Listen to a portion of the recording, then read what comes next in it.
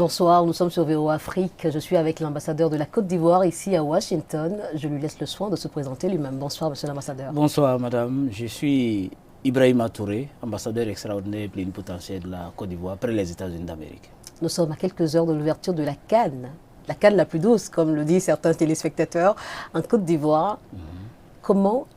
Qu'est-ce que vous ressentez actuellement? Excité, angoissé? C'est une grande excitation. Pas d'angoisse. C'est une grande excitation, mais comme je vous l'ai dit tout à l'heure, c'est une excitation sereine qui s'enracine profondément dans l'ensemble des mesures qui ont été prises depuis bientôt deux ans et sur les dernières semaines pour faire en sorte que tout soit mis en place pour une CAN à la hauteur de nos ambitions. Ceux qui ont visité la Côte d'Ivoire récemment ont vu toutes les grandes réalisations qui sont en train d'être faites dans le cadre même de la vision globale du président de la République, mais surtout dans la perspective de la préparation de la Coupe d'Afrique. Tout le pays est en chantier. Les grandes villes qui vont accueillir la Coupe d'Afrique, tout y est. Les infrastructures sportives, hôtelières, tout est prêt. La Côte d'Ivoire est parée de ses plus beaux atouts pour accueillir le monde, pour accueillir l'Afrique.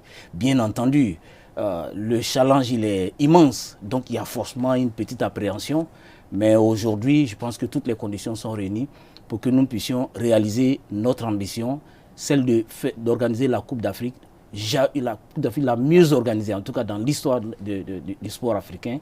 Nous souhaitons que ce soit, et nous ambitionnons que ce soit vraiment la Coupe d'Afrique la mieux organisée, la Coupe de l'hospitalité. Ici à Washington, que prévoit l'ambassade de la Côte d'Ivoire pour que les Ivoiriens de la diaspora puissent aussi vivre cette CAN et surtout les Africains aussi de la diaspora? Voilà, donc notre action c'est vraiment en direction des Africains en général et aussi des Ivoiriens en particulier. Nous avons lancé ce qu'on a une fan zone, la CAN, la CAN Village. C'est une sorte de maquis géant que nous avons mis en place à l'ambassade pour permettre aux Ivoiriens, à tous les Africains de venir suivre les matchs de la Coupe d'Afrique. Toutes les communautés y seront, la restauration, l'ambiance comme dans les grands maquis. En tout cas, on veut faire en sorte que les gens puissent ici, à Washington, vivre la Coupe d'Afrique comme s'ils étaient à Abidjan. Quels sont les mets locaux ivoiriens qui vous aurez tout ce qui fait la fierté de la Côte d'Ivoire, la tchéké, le poisson grillé, la loco, le cracro, le foufou, le placali, tout. Moi j'adore manger, donc on a hâte. Mais écoutez, venez demain, vous ne serez pas déçus. Quel est l'impact que vous espérez pour cet événement sportif majeur sur le tourisme et aussi sur l'économie ivoirienne? Écoutez, ce que je peux dire, c'est que on ne peut pas parler d'impact sans saluer le leadership transformationnel du président de la République, son Excellence M. Alassane Ouattara. Les grands projets ont été lancés en Côte d'Ivoire, c'est des projets structurants qui impactent tous les secteurs de la vie des Ivoiriens et des populations vivant sur le territoire ivoirien.